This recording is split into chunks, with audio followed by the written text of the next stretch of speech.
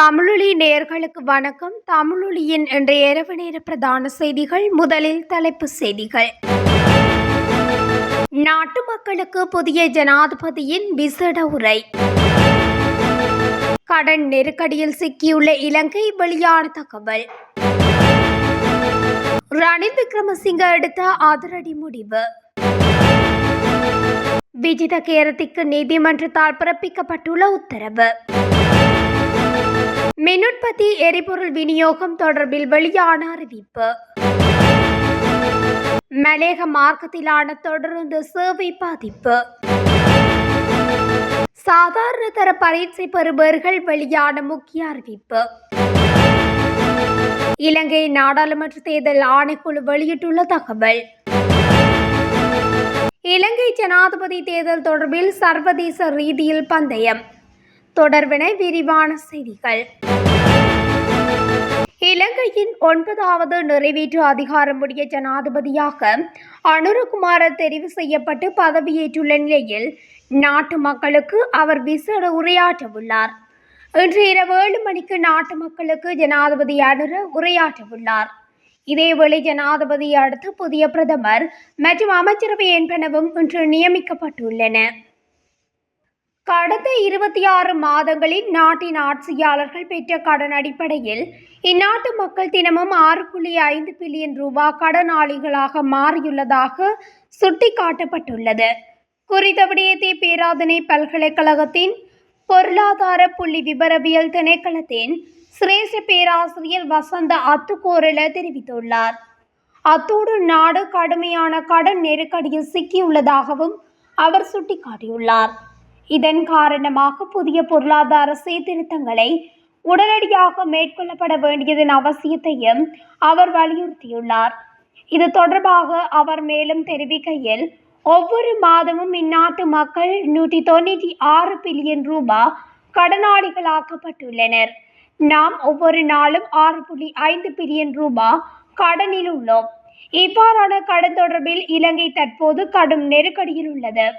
அதேவேளை 2021ஆம் ஆண்டு நாட்டின் பணவீக்கத்துடன் ஒப்பிடுகையில் பொருட்கள் மற்றும் சேவைகளின் விலைகள் சுமார் 106% அதிகரித்துள்ளது.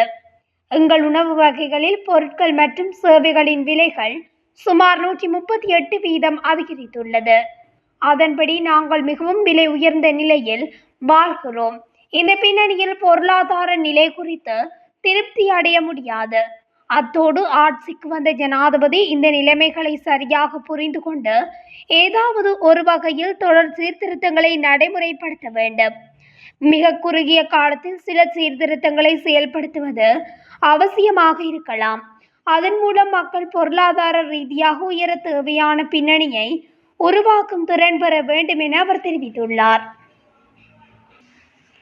முன்னாள் ஜனாதிபதி ரணில் விக்ரமசிங்கே இனி பொது தேர்தலில் போட்டியிட மாட்டார் என ருவான் விஜயவர்தன தெரிவித்துள்ளார். அத்துடன் தேசிய பட்டியலுக்கூடாக பாராளுமன்றத்துக்கு பிரவேசிக்க போவதில்லை எனவும் ரணில் விக்ரமசிங்க தீர்மானித்துள்ளதாகவும் ருவான் விஜயவர்தன தெரிவித்துள்ளார். தேசிய மக்கள் சக்தியின் நாடாளுமன்ற உறுப்பினர் விஜித ஹேரத்தை எதிர்வரும் நவம்பர் மாதம் 29ஆம் தேதி முன்னிலையாகுமாறு நீதிமன்றம் உத்தரவிட்டுள்ளது.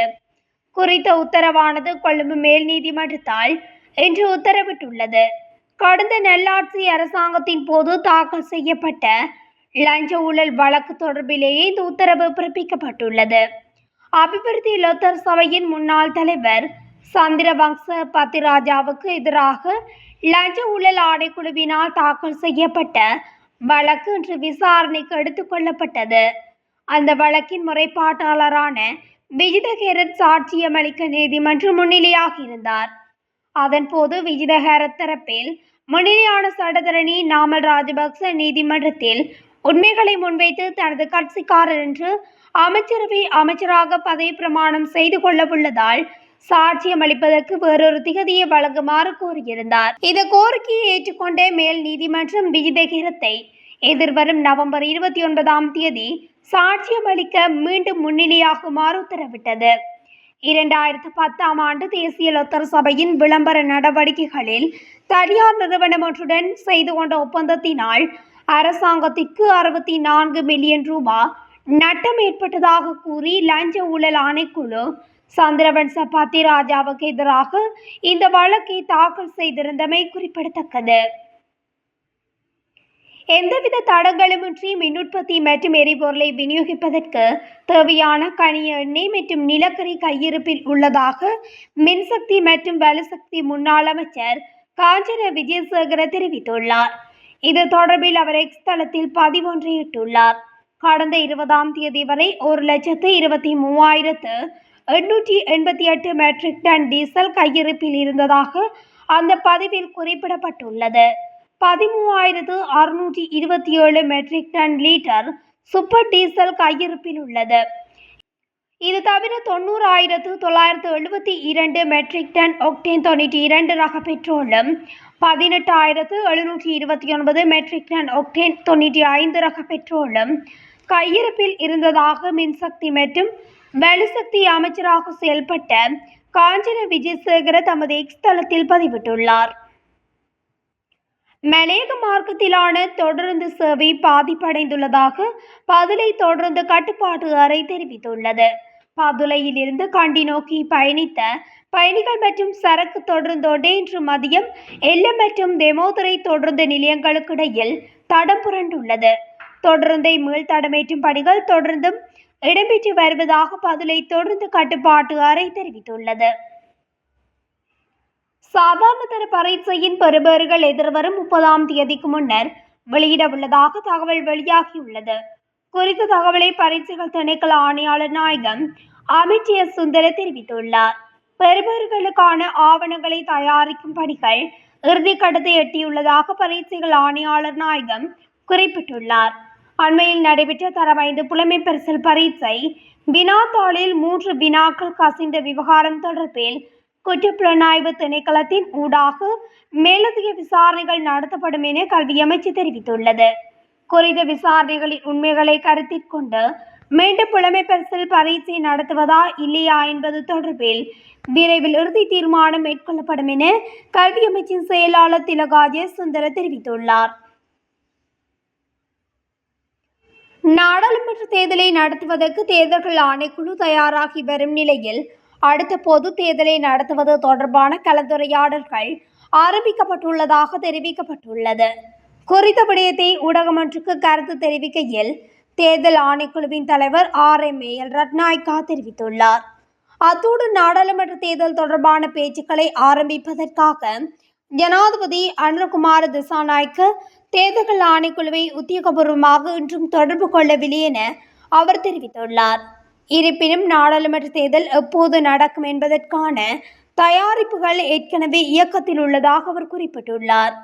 நாடாளுமன்றம் கலைக்கப்பட்டவுடன் வேட்பாளர்களுக்கான வேட்பு மனுக்கள் 7 முதல் 17 நாட்களுக்குள் அழைக்கப்பட வேண்டும். அத்தோடு அதன் பின்னர் 5 முதல் 7 வாரங்களுக்குள் தேர்தல் நடத்தப்பட வேண்டும் என ரட்நாயக்கா தெரிவித்துள்ளார். மேலும் நாடாளுமன்ற தேர்தலை நடத்துவதற்கு தேவையான நிதி குறித்து ஊடகம் கேள்வி எழுப்பிய போது நாடாளுமன்றம் கலைக்கப்பட்ட பிறகு ஜனாதிபதியால் தேவையான பணம் ஒதுக்கப்படும் என அவர் தெரிவித்துள்ளமை குறிப்பிடத்தக்கது. நடைபெற்று முடிந்த இலங்கை ஜனாதிபதி தேர்தல் தொடர்பில் சர்வதேச ரீதியில் பந்தயத்தில் ஈடுபட்டுள்ளமை தெரிய வந்துள்ளது. இதன்படி ஜனாதிபதி தேர்தல் வாக்கெடுப்பு தொடர்பில் உலகளாவிய கணிப்பு இணையதளம் ஒன்றினூடாக 48,000 அமெரிக்க டாலருக்கு மேற்பட்ட தொகை பந்தயம் கட்டப்பட்டுள்ளதாக தெரிவிக்கப்படுகிறது. குறித்த இணையதளம் மூலம் உலகம் முழுவதும் உள்ள பல்வேறு நாடுகளில் நடைபெறும் தேர்தல்கள் முதற்கொண்டு விளையாட்டுப் போட்டிகள் வரை பந்தயத்தில் ஈடுபடுவதற்கு பொது மக்களுக்கு சந்தர்ப்பம் கிடைக்கப்பெறுகிறது. இந்நிலையில் உலகம் முழுவதும் உள்ள மக்கள் இந்த இணையதளம் மூலம் கிரிப்டோ கரன்சியினை பயன்படுத்தி பந்தயத்தில் ஈடுபடுவதாக தெரிவிக்கப்படுகிறது. இத்துடன் தமிழொலியின் இன்றைய இரவு நேர பிரதான செய்திகள் நிறைவடைகின்றன. தொடர்ச்சியாக இதுபோன்ற செய்திகளை அறிந்து கொள்ள தமிழொலி ஊடகத்துடன் இணைந்திருங்கள். நன்றி, வணக்கம்.